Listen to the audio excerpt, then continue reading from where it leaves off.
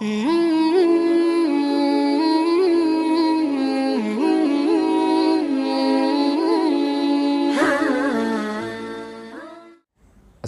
അലൈക്കും വറഹ്മത്തുള്ളാഹി വബറകാതുഹു. ബിസ്മില്ലാഹി വൽഹംദുലില്ലാഹി വസ്സലാത്തു വസ്സലാമു അലാ അഷ്റഫി റസൂലില്ലാഹ് വഅലാ ആലിഹി വസഹ്ബിഹി അൽഫായിസീന ബിറിളല്ലാഹ് അമ്മാ ബഅദ്. അല്ലാഹുമ്മ സ്വല്ലി അലാ മുഹമ്മദിൻ വഅലാ ആലി മുഹമ്മദ് കമാ സ്വല്ലൈത അലാ ഇബ്രാഹീമ വഅലാ ആലി ഇബ്രാഹീം ഇന്നക ഹമീദും മജീദ്. അഊദു ബില്ലാഹി മിനശ് ശൈത്വാനിർ റജീം. ബിസ്മില്ലാഹിർ റഹ്മാനിർ റഹീം. الحج أشهر معلومات فمن فرض فيهن الحج فلا رفث ولا فسوق ولا جدال في الحج وما تفعلوا من خير يعلمه الله وتزودوا فإن خير الزاد التقوى واتقون يا أولي الألباب صدق الله مولانا العليم. സ്നേഹബഹുമാനങ്ങൾ നിറഞ്ഞ സഹോദര സഹോദരിമാരെ, പ്രഭാത വെളിച്ചം കൂട്ടായ്മയിൽ പരിശുദ്ധ ദീനിൻ്റെ ബാലപാഠങ്ങൾ പഠിക്കാനും അള്ളാഹുവിൻ്റെ തിരുദൂതർ സല്ലല്ലാഹു അലൈഹി വസല്ലമ തങ്ങളുടെ തിരുവചനങ്ങൾ പഠിച്ച് ജീവിതം കൂടുതൽ വെളിച്ചമുള്ളതാക്കുവാനും അവസരം സൃഷ്ടിക്കപ്പെടുകയാണ്. അള്ളാഹു റബ്ബുൽ ഇസ്സത്ത് കബൂൽ ചെയ്ത് അനുഗ്രഹിക്കട്ടെ.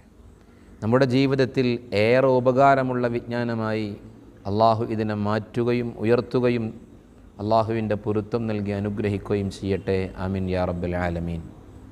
ബഹുമാനികളെ, പരിശുദ്ധമായ ഹജ്ജ് കർമ്മത്തിന് പോകുന്ന ആളുകൾക്ക് ഏറെ ഉപകാരപ്പെടണമെന്നാഗ്രഹിച്ചുകൊണ്ട് ശ്രേഷ്ഠമേറിയ ഹജ്ജിനെക്കുറിച്ചും അതിന് ലഭിക്കുന്ന പ്രതിഫലത്തെക്കുറിച്ചും അതിന് ഒരുങ്ങുമ്പോൾ നാം ശ്രദ്ധിക്കേണ്ട കാര്യങ്ങളെക്കുറിച്ചും അതിൻ്റെ കർമ്മങ്ങളുടെ പ്രായോഗിക രൂപത്തെക്കുറിച്ചുമൊക്കെ ലളിതമായ രീതിയിൽ ഒന്ന് വിശദീകരിക്കാമെന്ന് ആഗ്രഹിച്ചുകൊണ്ടാണ് ഇന്ന് നിങ്ങൾക്ക് മുന്നിലൂടെ കടന്നു വന്നിട്ടുള്ളത്.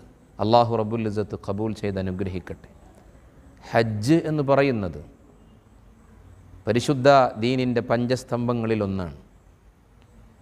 ഇസ്ലാമിനെ വിശദീകരിക്കുമ്പോൾ അള്ളാഹുവിൻ്റെ തിരുദൂതർ പറയുന്നുണ്ട്, ബുനിയൽ ഇസ്ലാമു അലാ ഖംസിൻ, 5 കാര്യങ്ങളിലായിട്ടാണ് പരിശുദ്ധ ദീനിനെ നിലനിർത്തപ്പെട്ടിട്ടുള്ളത്, എടുക്കപ്പെട്ടിട്ടുള്ളത് എന്ന്. അതിലൊന്ന് പറയുന്നത് വഹിജ്ജുൽ ബൈത്ത് മനിസ്തതാ ഇലൈഹി സബീല, പരിശുദ്ധമായ കഅബാലയത്തിൻ്റെ അരികിലേക്ക് ഹജ്ജ് കർമ്മത്തിനായി വരണമെന്നും ഹജ്ജ് കർമ്മം പൂർത്തീകരിക്കണമെന്നും പഠിപ്പിക്കുകയാണ്. ഏറെ ശ്രേഷ്ഠതയുള്ള ഇബാദത്താണ് ഹജ്ജ് എന്ന് പറയുന്നത്. അള്ളാഹുവിൻ്റെ തിരുദൂതർ സല്ലല്ലാഹു അലൈഹി വസല്ലമ തങ്ങൾ പറയുന്നുണ്ട്, അൽ ഹജ്ജുൽ മബ്റൂറു ലൈസ ലഹു ജസാഉൻ ഇല്ലൽ ജന്ന, മബ്റൂറായ ഹജ്ജിന് സ്വർഗമല്ലാതെ മറ്റൊരു പ്രതിഫലവുമില്ല എന്ന്. ഏറെ ശ്രേഷ്ഠതയുള്ളതാണ്. അതിന് ഹജ്ജ് മബ്റൂറാകണം. അള്ളാഹു നമുക്ക് സൗഭാഗ്യം നൽകി അനുഗ്രഹിക്കട്ടെ. ഒരിക്കൽ പറയുന്നുണ്ട്, അന്നൽ ഹജ്ജ യഹ്ദിമു മാ കാന ഖബ്ല, ഹജ്ജ് എന്നുള്ളത് അതിന് മുമ്പുള്ളതൊക്കെ പൊളിച്ചെഴുതുകയും അവൻ്റെ തിന്മകളൊക്കെ മായ്ക്കപ്പെട്ട് പരിശുദ്ധനാക്കുകയും ചെയ്യുമെന്ന്. മൻ ഹജ്ജ, പുണ്യനബി പറയുന്നുണ്ട്, മൻ ഹജ്ജ ഫലം യർഫുസ് വലം യഫ്സുഖ് റജഅ മിൻ ദുനൂബിഹി കയൗമി വലദതുഹു ഉമ്മു. ഒരാൾ ഹജ്ജ് ചെയ്തു, ആ ഹജ്ജിൽ റഫസോ ഫുസൂക്കോ ഒന്നുമില്ല, അനാവശ്യമായ പ്രവർത്തനങ്ങൾ, അള്ളാഹു ഇഷ്ടപ്പെടാത്ത നീചമായ സംസാരങ്ങൾ, കുറ്റകരമായ ഒന്നുമില്ലാതെ അനുഗ്രഹീതമായ മബ്റൂറായ ഹജ്ജ് ചെയ്യുന്നുവോ, ഉമ്മ പ്രസവിച്ച ദിവസം പോലെ സർവ്വ പാപങ്ങളിൽ നിന്നും മുക്തി നേടിയ പരിശുദ്ധനായി അള്ളാഹു കബൂൽ ചെയ്യുമെന്നാണ്. അള്ളാഹു സൗഭാഗ്യം നൽകി അനുഗ്രഹിക്കട്ടെ. അത്രമേൽ മഹത്വമേറിയതാണ് പരിശുദ്ധമായ ഹജ്ജ് എന്ന് പറയുന്നത്. ഈ ഹജ്ജിന് അവസരം ലഭിക്കുന്നവരോ വലിയ സൗഭാഗ്യവാന്മാരാണ്. അള്ളാഹുവിൻ്റെ തിരുദൂതർ പറയുന്നുണ്ട്, അൽ ഹുജ്ജാജു വൽ ഉമ്മാറു വഫ്ദുല്ലാഹ്. ആരാണ് ഹാജിമാർ, ആരാണ് ഉംറക്കാർ? ഹജ്ജിന് വേണ്ടി പോകുന്ന ആളുകൾ, ഉംറക്ക് വേണ്ടി പുറപ്പെടുന്ന ആളുകൾ, അവരെക്കുറിച്ച് പറയുന്നു വഫ്ദുല്ലാഹ്, അള്ളാഹുവിൻ്റെ നിവേദക സംഘങ്ങളാണ്, അള്ളാഹുവിൻ്റെ പ്രതിനിധികളാണ്, അള്ളാഹുവിലേക്കുള്ള നിവേദക സംഘങ്ങളാണ്. എന്നിട്ട് പറയുന്നു, ഇൻ ദഅൗഹു ഫഅജാബഹും, അവരെന്ത് ദുആ ചെയ്താലും അവർക്ക് അല്ലാഹു ഉത്തരം കൊടുക്കുന്നതാണ്. വഇനിസ്തഗ്ഫറൂഹു ഫഗഫറ ലഹും, അവർ അള്ളാഹുവിനോട് പൊറുക്കലിന് തേടുന്നുവെങ്കിൽ അള്ളാഹു പുറത്തു കൊടുക്കുന്നതാണ്. അള്ളാഹു നമുക്ക് സൗഭാഗ്യം നൽകി അനുഗ്രഹിക്കട്ടെ.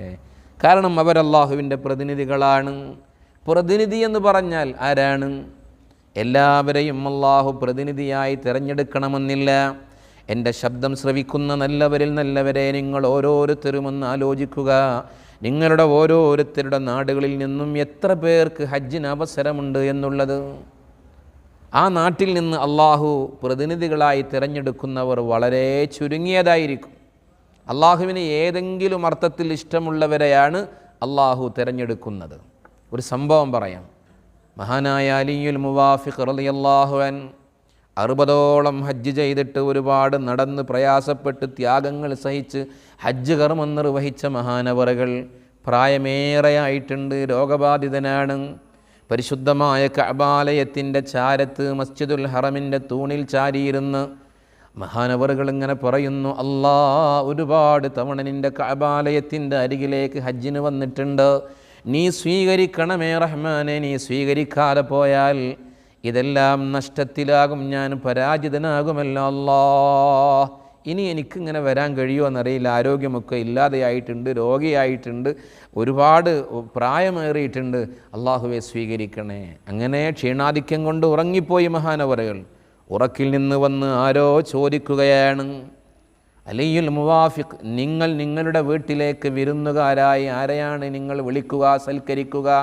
എൻ്റെ കുടുംബക്കാർ, എനിക്കിഷ്ടമുള്ളവർ, എൻ്റെ സ്നേഹജനങ്ങൾ എന്ന് മറുപടി പറയുന്നുവത്രേ. ചോദിക്കുന്നു, ഒന്നാമത് നിങ്ങളുടെ വീട്ടിലേക്ക് വന്ന് അവരെ തന്നെ രണ്ടാമതും വിളിക്കണമെങ്കിൽ അതിൻ്റെ പ്രചോദിതമായ കാരണമെന്താണ്?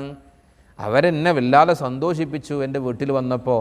അവരെപ്പോഴും എൻ്റെ വീട്ടിലുണ്ടെങ്കിൽ വലിയ ആനന്ദമാണല്ലോ, അതുകൊണ്ട് വീണ്ടും വിളിക്കാൻ കാരണമാണ്. വീണ്ടും അവരെ വിളിക്കണമെങ്കിലോ അവരെൻ്റെ വീട്ടിലെപ്പോഴും ഉണ്ടാകണമെന്ന് എൻ്റെ ആഗ്രഹമാണ്. അലിയുൽ മുവാഫിഖിനോട് പറയുന്നു, എന്നാൽ അള്ളാഹു തൻ്റെ ഭവനത്തിലേക്ക് ക്ഷണിച്ചു കൊണ്ടുവരുന്നത് അവനിഷ്ടമുള്ളവരെ, അവൻക്ക് ബന്ധമുള്ളവരെ, അവൻക്ക് താല്പര്യമുള്ളവരെയാണ്. ഒന്നാമതും രണ്ടാമതും ഒരുപാട് തവണ നിങ്ങളെ ഇവിടെ എത്തിച്ചിട്ടുണ്ടെങ്കിൽ നിങ്ങളോടുള്ള വലിയ താല്പര്യം കൊണ്ടാണെന്ന് മഹാനവറുകളോട് പറയുമ്പോൾ ഹജ്ജിന് അവസരം ലഭിക്കുക എന്നുള്ളത് അത് അള്ളാഹു നൽകുന്ന ഏറ്റവും വലിയ സൗഭാഗ്യമാണ്. അള്ളാഹു തിരഞ്ഞെടുക്കുകയാണ്. അള്ളാഹുവിന് ഇഷ്ടപ്പെട്ട ആളുകളെ നമുക്ക് കാണാൻ കഴിയും. ഈ ഹജ്ജിന് വരുന്ന ആളുകളെയൊക്കെ ജിദ്ദ ഇൻ്റർനാഷണൽ എയർപോർട്ടിൽ സ്വാഗതം ചെയ്യുന്നത് മർഹബൻ ബിൽ ഹുജ്ജാജ്, ഹാജിമാർക്ക് സ്വാഗതമെന്നല്ല, അതല്ലെങ്കിൽ മർഹബൻ ബിൽ മുഅ്തമിരീൻ, ഉംറക്കാർക്ക് സ്വാഗതമെന്നല്ല, മറിച്ച് അവിടെ എഴുതിയിട്ടുള്ളത് മർഹബൻ ബി ളുയൂഫിർ റഹ്മാൻ, കാരുണ്യവാനായ അള്ളാഹുവിൻ്റെ അതിഥികൾക്ക് സ്വാഗതം. അള്ളാഹുവിൻ്റെ അതിഥികളായിട്ടാണ് ഈ പോകുന്നത്. വലിയ സൗഭാഗ്യമല്ലേ? അള്ളാഹു നമുക്ക് തൗഫീഖ് നൽകട്ടെ. ഇനി എവിടേക്കാണ് ഈ അള്ളാഹു തിരഞ്ഞെടുക്കുന്നത്? ശുദ്ധ ഖുർആൻ പറയുന്നുണ്ട്, ഇന്ന അവ്വല ബൈത്തിൻ വുളിഅ ലിന്നാസ് ലല്ലദീ ബിബക്കത മുബാറകൻ വഹുദൻ ലിൽ ആലമീൻ ഫീഹി ആയാതും ബയ്യിനാതും മഖാമു ഇബ്രാഹീം വമൻ ദഖലഹു കാന ആമിനാ വലില്ലാഹി അലന്നാസി ഹിജ്ജുൽ ബൈത്ത് മൻ ഇസ്തതഅ ഇലൈഹി സബീലാ വമൻ കഫറ ഫഇന്നല്ലാഹ ഗനിയ്യുൻ അനിൽ ആലമീൻ. അല്ലാഹു റബ്ബുൽ ഇസ്സത്ത് പറയാണ്, ഇന്ന അവ്വല ബൈത്തിൻ വുളിഅ ലിന്നാസ്, ജനങ്ങൾക്ക് വേണ്ടി നിർമ്മിക്കപ്പെട്ട ആദ്യ ഭവനം ലല്ലദീ ബിബക്ക, ബക്ക എന്നറിയപ്പെടുന്ന മക്കത്തുൽ മുകറമയിലുള്ള പരിശുദ്ധമായ കഅബാലയമാണ്. എന്നിട്ട് പറയുന്നു, ആ കഅബാലയം എന്നുള്ളത് അത് സന്മാർഗ ദർശനമാണ്, അനുഗ്രഹീതമാണ് സർവ്വലോക ജനതക്കും. ഫീഹി ആയാത്തും ബയ്യിനാത്തും മഖാമു ഇബ്രാഹീം, അതിൽ ഒരുപാട് അത്ഭുതങ്ങളുണ്ട്. മഖാമു ഇബ്രാഹീം അതിൽ പ്രധാനമാണ്. എന്നിട്ട് പറയുകയാണ്, ആരെങ്കിലും അവിടെ പ്രവേശിച്ചാൽ അവൻ സുരക്ഷിതനാണ്. എന്നിട്ട് അള്ളാഹു പറയുന്നു, അള്ളാഹുവിന് വലില്ലാഹി അലന്നാസ്, ജനങ്ങളുടെ മേൽ ലഭിക്കേണ്ട അവകാശമാണ് പരിശുദ്ധമായ കഅബാലയത്തിങ്കൽ ചെന്ന് ഹജ്ജ് ചെയ്യുക എന്നുള്ളത്. ഇത്രയും പുണ്യമേറിയ കഅബാലയത്തിൻ്റെ അരികിലേക്കാണ് നമ്മൾ പോകുന്നത് എന്നൊരു ബോധം നമുക്കുണ്ടാകണം. ഇത് കേവലം ഒരു ടൂറാകരുത്, കേവലം ഒരു വിനോദയാത്രയല്ല. ഇത് ശരീരം കൊണ്ടും ആത്മാവ് കൊണ്ടും അള്ളാഹുവിലേക്ക് ചെയ്യുന്ന ഏറ്റവും വലിയ ഇബാദത്താണ്. അള്ളാഹു മനസ്സിലാക്കാൻ നമുക്ക് സൗഭാഗ്യം നൽകി അനുഗ്രഹിക്കട്ടെ. ഇത് ജീവിതത്തിൽ ഒരുപാട് തവണ ആവർത്തിക്കുന്നതല്ല, ജീവിതത്തിൽ ഒരിക്കൽ മാത്രം നിർബന്ധമുള്ള ഇബാദത്താണ് പരിശുദ്ധമായ ഹജ്ജ് എന്നുള്ളത്. അതുകൊണ്ട് തന്നെ കുറ്റമറ്റതും ന്യൂനതകളില്ലാത്തതും പോരായ്മകളില്ലാത്തതും നമ്മുടെ വിശ്വാസത്തിൽ മഖ്ബൂലായി മബ്റൂറായി മർദിയായ രീതിയിലായിരിക്കണം. മറിച്ചാകുമ്പോൾ ഏറ്റവും വലിയ പരാജിതനായിരിക്കും. നിസ്കാരം പോലെ എന്നും ആവർത്തിച്ച് വരുന്നതല്ല, സക്കാത്ത് പോലെ എല്ലാ വർഷവും ആവർത്തിച്ച് വരുന്നതല്ല, നോമ്പ് പോലെ എല്ലാ വർഷവും ആവർത്തിച്ച് വരുന്നതല്ല. ജീവിതത്തിൽ ഒരിക്കൽ മാത്രം നിർബന്ധമുള്ള ഇബാദത്താണ്. പരിശുദ്ധമായ കഅബാലയത്തിൻ്റെ അരികിലേക്ക് പോകാൻ അവസരം ലഭിക്കുന്നത് സൗഭാഗ്യമല്ലേ? ഏതാണ് ഈ കഅബാലയം? ആ കഅബയിലേക്ക് നോക്കിയിരിക്കൽ തന്നെ പുണ്യമാണ്. 5 നേരം ലോകത്തെ മുഴുവൻ വിശ്വാസികളും തിരിഞ്ഞ് നിസ്കരിക്കുന്നത് ആ കഅബാലയത്തിലേക്കാണ്. പ്രിയപ്പെട്ടവരെ, കരമുയർത്തി ദുആ ചെയ്യുമ്പോൾ പ്രതീക്ഷയോടെ തിരിഞ്ഞിരിക്കുന്നത് കഅബാലയത്തിലേക്കാണ്. ആ കഅബാലയം എന്നുള്ളത് നാളെ മരണപ്പെട്ടാൽ കിടത്തുന്നതും കഅബാലയത്തിലേക്ക് അഭിമുഖമായി, ഖബറിലേക്ക് ഇറക്കി വച്ചിട്ട് തിരിച്ചു കിടത്തുന്നതും കഅബാലയത്തിലേക്ക് അഭിമുഖമായി. അങ്ങനെയുള്ള കഅബ കാണാനുള്ള അതിയായ ആഗ്രഹം ഏത് മനുഷ്യൻ്റെ, ഏത് വിശ്വാസിയുടെ മനസ്സിനാണ് ഇല്ലാതിരിക്കുന്നത്? കുഞ്ഞുനാൾ തൊട്ടേ ഈ ആഗ്രഹമാണ്. പരിശുദ്ധമായ കഅബാലയത്തിൻ്റെ തെക്ക് കിഴക്കേ മൂലയിലാണ് ഹജറുൽ അസ്വദ്. റസൂലുള്ളാഹി തങ്ങളെ ചുണ്ടും മൂക്കും നെറ്റിത്തടവും പതിഞ്ഞ സ്ഥലമാണ്. അത് കാണാൻ ആഗ്രഹമില്ലേ? അത് മുത്താൻ ആഗ്രഹമില്ലേ? അവിടെ നിന്ന് വടക്കോട്ട് നടക്കുമ്പോൾ കഅബയുടെ സ്വർണ്ണവാതിലുണ്ട്. അതിനിടയിലുള്ള മുൽത്തസം, ദുആ ചെയ്താൽ ഉത്തരമുണ്ട് എന്ന്. ഒരുപാട് സ്ഥലങ്ങൾ അവിടെ ദുആഇന് ഉത്തരമുള്ള സ്ഥലങ്ങളുണ്ട്. ആളുകൾ തിങ്ങിക്കൂടുന്ന പറ്റിച്ചേരുന്ന ആ സ്ഥലം. കുറച്ചിങ്ങനെ മുന്നോട്ട് പോയി അല്പം വലത്തോട്ട് മാറിയാൽ അവിടെ മഖാമു ഇബ്രാഹീമുണ്ട്.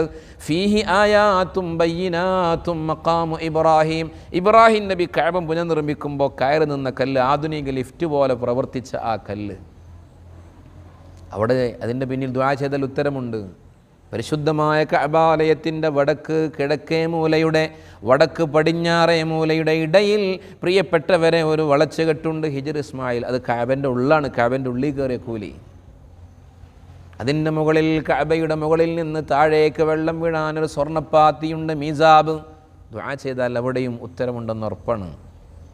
തവാഫ് ചെയ്യുന്ന ആ സ്ഥലം ഒരുപാട് പ്രവാചകന്മാർ നടന്നുപോയതാണ്. ഒരുപാട് ഔലിയാക്കൾ, സ്വാലിഹീങ്ങൾ, സച്ചരീതർ നടന്നുപോയ വഴിയിലാണ് പാവപ്പെട്ട ഈ അടിമയുടെ കാലുകുത്താൻ പടച്ച റബ്ബ് അവസരം നൽകുന്നത് എന്ന ബോധം നമുക്കുണ്ടാകണം.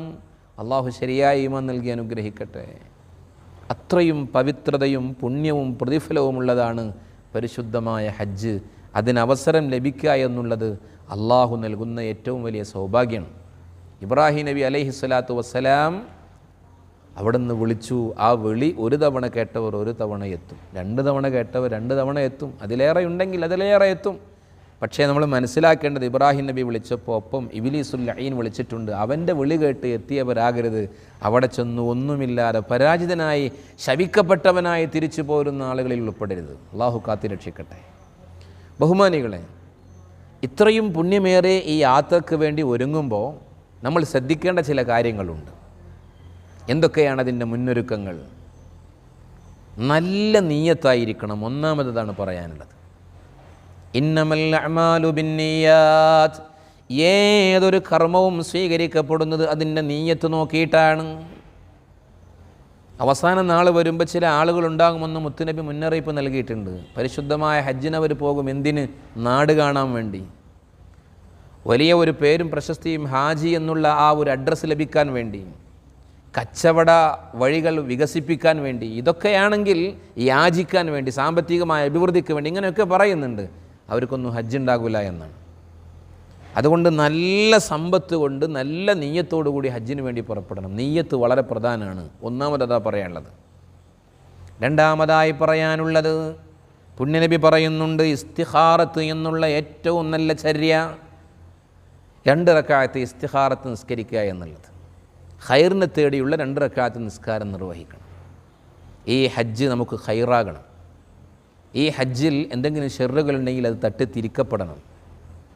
റസൂലുള്ളാഹി സ്വല്ലല്ലാഹി അലൈഹി വസല്ലം തങ്ങൾ പഠിപ്പിച്ചു തരുന്ന ഏറ്റവും വലിയൊരു ചര്യയാണ് ഇസ്തിഖാറത്തിൻ്റെ 2 റക്അത്ത് നിസ്കാരം. അല്ലാഹു തആലാക്ക് വേണ്ടി ഞാൻ നിസ്കരിക്കുന്നു എന്ന് നിയ്യത്ത് ചെയ്തു. 1-ാമത്തെ റക്അത്തിൽ ഫാത്തിഹ ഓതിയിട്ട് ഖുൽ യാ അയ്യുഹൽ കാഫിറൂൻ എന്ന സൂറത്ത് ഓതുക. 2-ാമത്തെ റക്അത്തിൽ ഫാത്തിഹ ഓതിയിട്ട് ഖുൽ ഹുവല്ലാഹു അഹദ് എന്ന സൂറത്ത് ഓതുക. 2 റക്അത്ത് നിസ്കരിച്ച് അവിടെ ഇരുന്ന് ദുആ ചെയ്യുക. അതിന് പ്രത്യേകമായ ദുആയൊക്കെ പ്രിയപ്പെട്ടവരെ ഹജ്ജിന് പോകുന്ന ആളുകൾക്ക് ലഭിക്കുന്ന ആ മനാസിക്കിൻ്റെ പുസ്തകത്തിലുണ്ട്. അല്ലാഹുമ്മ ഇന്നി അസ്തഖീറുക എന്നിങ്ങനെ തുടങ്ങുന്ന ഒരു ദുആ. അല്ലാഹുവേ, നിന്നോട് ഞാൻ ഖൈറിനെ തേടുകയാണ്, നിന്നോട് ഞാൻ കഴിവിനെ തേടുകയാണ്. ഈ യാത്രയിൽ നീ പരിശുദ്ധമായ ഹജ്ജിൻ്റെ കാര്യങ്ങളിൽ ഖൈറുണ്ടോ ഷെറുണ്ടോ എന്ന് എനിക്കറിയില്ല. എനിക്ക് ഖൈർ നൽകണേ, നീയൊക്കെ അറിയുന്നവനാണല്ലോ. എന്തെങ്കിലും ഷെറുകളുണ്ടെങ്കിൽ അതിൽ നിന്ന് തട്ടിത്തിരിച്ചിട്ട് എനിക്ക് ഖൈറായ വഴികൾ ഒരുക്കി തരണേ, എനിക്ക് ഖൈറിനെ തോന്നിപ്പിക്കണേ എന്നുള്ള ദുആ. ഒരുപക്ഷേ ഈ വർഷം ഹജ്ജിന് പോകുന്നത് ഖൈറല്ല എങ്കിൽ അള്ളാഹു തോന്നിപ്പിക്കും. 1 തവണ നിസ്കരിച്ചിട്ട് തോന്നുന്നില്ലെങ്കിൽ 7 തവണയെങ്കിലും നിസ്കരിക്കണം എന്നാണ്. അപ്പോൾ 1 നിയ്യത്ത് നന്നാക്കണം, ഇസ്തിഖാറത്ത് നിസ്കരിക്കണം, 3ാമത് മുശാവറ ചെയ്യണം. അള്ളാഹുവിൻ്റെ തിരുദൂതർ പറയുന്നുണ്ട്, ഇസ്തിഖാറത്ത് നിസ്കരിക്കുന്നവൻ അവൻ പരാജയപ്പെടൂല, മുശാവറ ചെയ്തവനാണോ അവൻ ദുഃഖിക്കേണ്ടി വരില്ല. എങ്ങനെ മുശാവറ എന്ന് പറഞ്ഞാൽ നമ്മുടെ ഉമ്മ, നമ്മുടെ ഉപ്പ, നമ്മുടെ ഉസ്താദുമാർ, നമ്മുടെ മുതിർന്ന ആളുകൾ, വേണ്ടപ്പെട്ടവർ, യാത്രയുടെ മുൻ പരിചയമുള്ളവർ, മുമ്പ് ഹജ്ജിന് പോയവർ, അവരോടൊക്കെ ഒന്ന് കൂടി ആലോചിക്കുക.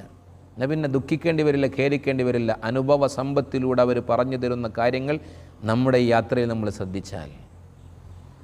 അതുപോലെ തന്നെ പിന്നെയോ തൗബയുടെ മനസ്സായിരിക്കണം.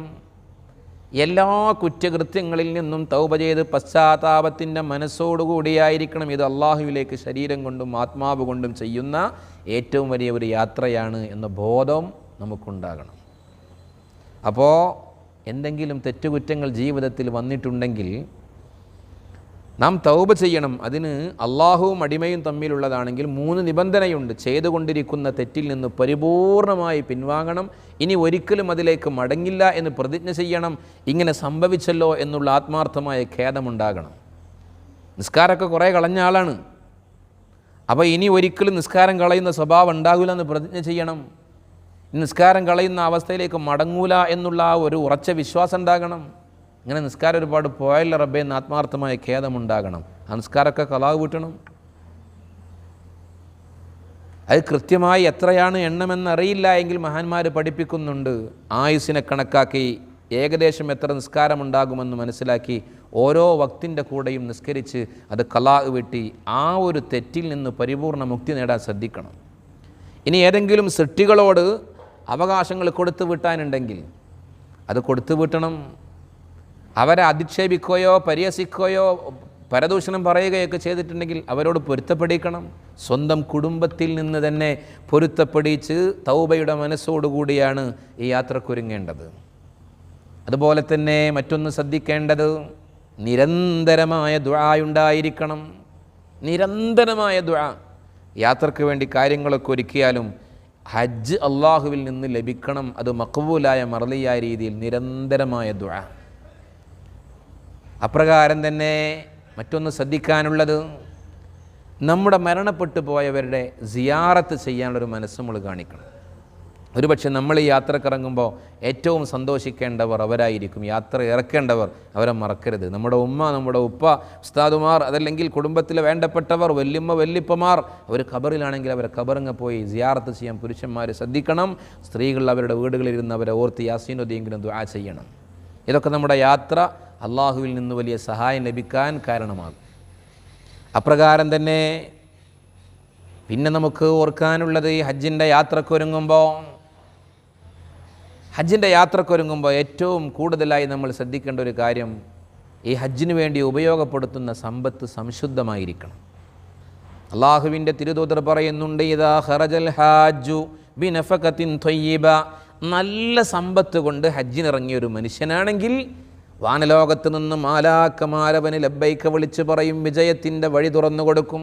എന്നാൽ ബിനഫഖത്തിൻ ഖബീസ, ദുഷിച്ച മലിനമായ ഹറാമുള്ള സമ്പത്ത് കൊണ്ട് പുറപ്പെട്ടാൽ മലായികത്തുകൾ പറയും, നിൻ്റെ ലബ്ബൈക്കും വേണ്ട, നിനക്കൊരു വിജയമില്ല, നിൻ്റെ ഹജ്ജ് അത് തള്ളപ്പെട്ടതാണ് എന്ന് വിളിച്ച് പറയും അത്രേ. അള്ളാഹു കാത്തിരക്ഷിക്കട്ടെ. അതുകൊണ്ട് സമ്പത്ത് സംശുദ്ധമായിരിക്കണം. അതുപോലെ തന്നെ നമ്മുടെ സഹയാത്രികർ അവർ ഇബാദത്തിന് തൽപരതയുള്ളവരാകാൻ ശ്രദ്ധിക്കുക. നമ്മളതിനു വേണ്ടി പ്രാർത്ഥിക്കുക, അതിനു വേണ്ടി പരിശ്രമിക്കുക. അതുപോലെ ഈ യാത്രക്കൊരുങ്ങുമ്പോൾ ഏറ്റവും കൂടുതലായി നമ്മൾ ശ്രദ്ധിക്കേണ്ടത്, നമ്മൾ ഈ യാത്ര വീട്ടിൽ നിന്ന് പുറപ്പെട്ട് അവിടെ ചെന്ന് ചെയ്യുന്ന ഓരോ കർമ്മങ്ങളും അത് കൃത്യമായി നമുക്കൊരു ചെറിയ ബോധമെങ്കിലും അതിനെക്കുറിച്ചുണ്ടാകണം. അതല്ല എങ്കിൽ നമ്മുടെ ഇബാദത്ത് കുറ്റമറ്റ രീതിയിൽ കൃത്യമായി നിർവഹിക്കപ്പെടുന്ന വിജയികളാകാൻ നമുക്ക് കഴിയില്ല. അതുകൊണ്ട് ഇനി ഞാൻ പറയാൻ പോകുന്നത് ഈ യാത്രയിൽ നമ്മൾ ചെയ്യുന്ന കർമ്മങ്ങളുടെ പ്രായോഗിക രൂപമാണ്. അള്ളാഹു റബ്ബുൽ ഇസ്സത്ത് നല്ല രീതിയിൽ മനസ്സിലാക്കാൻ സൗഭാഗ്യം നൽകി അനുഗ്രഹിക്കട്ടെ.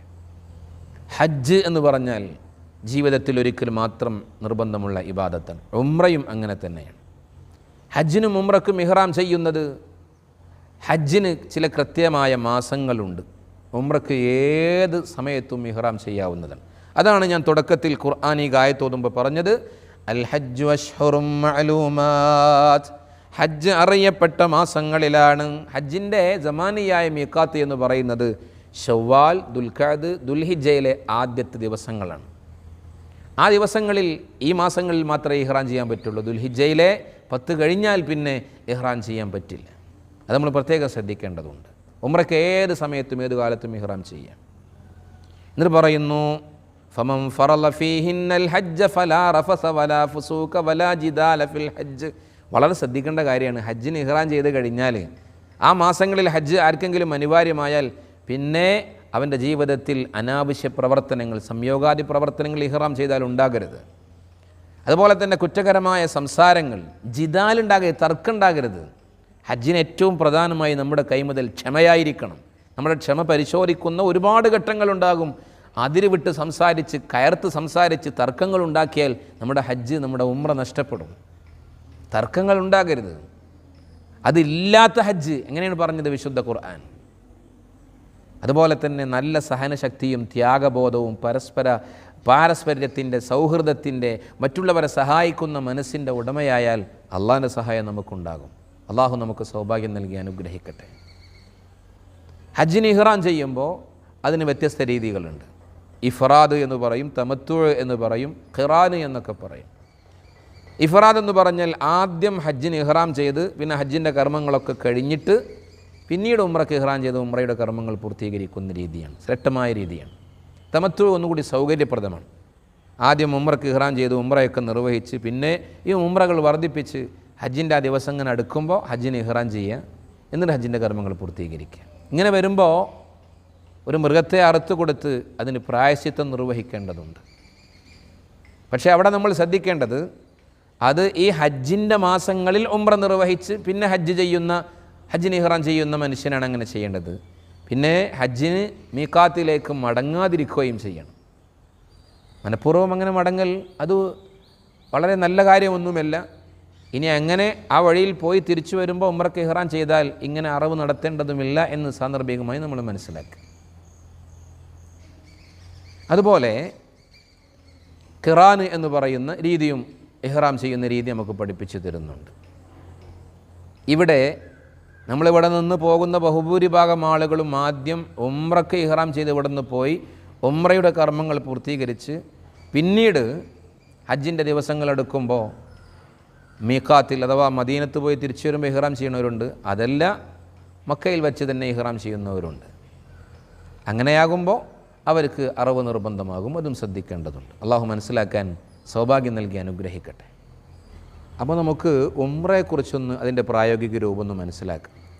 ഉംറ എന്ന് പറഞ്ഞാൽ അതിൻ്റെ റുക്കുനുകൾ ഒന്ന് ഇഹ്റാം ചെയ്യുക, പിന്നെ തവാഫ് ചെയ്യുക, സഈ ചെയ്യുക, അതുപോലെ മുടിയെടുക്കുക. ഇതാണ് ഉംറയുടെ കർമ്മം എന്ന് പറഞ്ഞാൽ. അപ്പോൾ നമുക്ക് നമ്മുടെ വീട്ടിൽ നിന്ന് പിന്നെ ഹജ്ജിന് വേണ്ടിയുള്ള യാത്രക്ക് ഇറങ്ങി അങ്ങനെ ഒരു ഉംറ നിർവഹിക്കുന്ന പ്രായോഗിക രൂപം മനസ്സിലാക്കുകയാണെങ്കിൽ ഒന്നുകൂടി സൗകര്യപ്രദമാകും. അപ്പോൾ ഞാൻ പറഞ്ഞ എല്ലാവരും ശ്രദ്ധിക്കുക. നമ്മൾ ഇവിടെ നിന്ന് പോകുമ്പോൾ ഉംറയ്ക്ക് വേണ്ടി ഇഹ്റാം ചെയ്യാൻ വേണ്ടിയുള്ള തയ്യാറെടുപ്പോടു കൂടിയാണ് പോവുക. ഇനി അതല്ല, ആദ്യം മദീനയിലേക്ക് പോകുന്നു, എന്നിട്ട് പിന്നെ അവിടെ നിശ്ചയ ദിവസം കഴിഞ്ഞിട്ട് മക്കയിലേക്ക് വരുന്നവരാണെങ്കിൽ മദീനയിൽ നിന്ന് വരുമ്പോൾ റസൂലുള്ളാഹി തങ്ങൾ ഇഹ്റാം ചെയ്ത ദുൽഹുലൈഫയിൽ അബിയാർ അലി എന്ന് പറയുന്ന സ്ഥലത്തുള്ള വിശാലമായ മീഖാത്ത് പള്ളിയിൽ നിന്ന് ഇഹ്റാം ചെയ്തിട്ടാണ് മക്കയിലേക്ക് വരേണ്ടത്. ഇവിടെ നമ്മൾ വീട്ടിൽ നിന്ന് ഇറങ്ങുമ്പോൾ നമ്മൾ ശ്രദ്ധിക്കേണ്ടത്, നമ്മൾ യാത്ര പോകുന്ന ദിവസം എന്നാണോ അതിൻ്റെ ഒരു ദിവസം മുമ്പ് തന്നെ എല്ലാ കാര്യങ്ങളും ഒരുക്കി റെഡിയാക്കി വെക്കുക. പിന്നെയും പിന്തിപ്പിച്ചാൽ ധൃതി കൊണ്ട് പലതും മറക്കാം, ബേജാറ് കൊണ്ട് പലതും നഷ്ടപ്പെടാം. അള്ളാഹു കാത്തി രക്ഷിക്കട്ടെ. അപ്പോൾ നമ്മൾ ഹജ്ജിന് വേണ്ടി ഒരുങ്ങുമ്പോൾ ആ ഒരുക്ക് സാധനങ്ങളൊക്കെ ആദ്യം കൃത്യമായി നമ്മൾ മനസ്സിലാക്കുക. ഒരു വലിയ ബാഗ്, അതുപോലെ തന്നെ ഒരു ഹാൻഡ് ബാഗ്, പിന്നെ മിനായിലേക്ക് കൊണ്ടുപോകാനുള്ളൊരു ചെറിയ ബാഗൊക്കെ ഉണ്ടാകാറുണ്ട്.